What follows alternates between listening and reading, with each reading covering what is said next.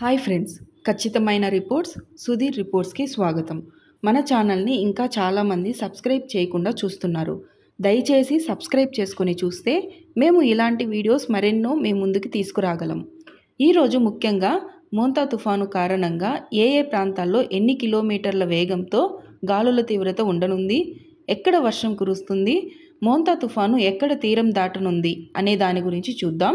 ఇక్కడ wind map చూసుకున్నట్లయితే గడిచిన 24 గంటల్లో తుఫాను ఎలా పయనించిందో అని క్లియర్గా చూడవచ్చు. కోస్తా ఆంధ్ర వైపుకే మోంతా తుఫాను రావడం జరుగుతుంది. ఇది మధ్య కోస్తా ఆంధ్ర వైపుగా తీరం దాటడానికి ఎక్కువగా అవకాశాలు కనిపిస్తున్నాయి. గత వీడియోలో కూడా దీని గురించి మనం చర్చించుకున్నాం.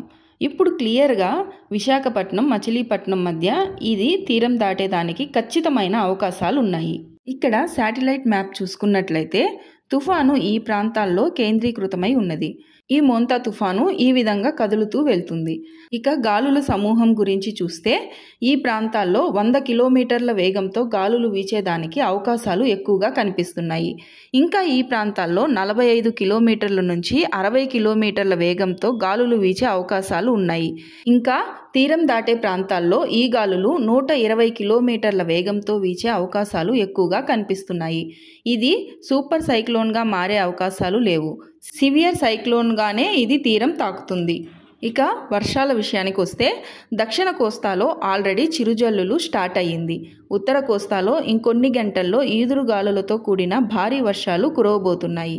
మధ్య కోస్తాలో మధ్యాహ్నం నుంచి ఈ ప్రాంతాల్లో ఈదురుగాలులతో కూడిన వర్షాలు కురుస్తాయి.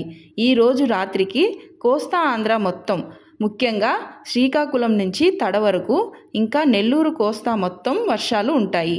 ముఖ్యంగా ఉత్తర కోస్తా మధ్య కోస్తా ప్రాంతాల్లో ఈదురుగాలులతో కూడిన వర్షాలు ఉంటాయి.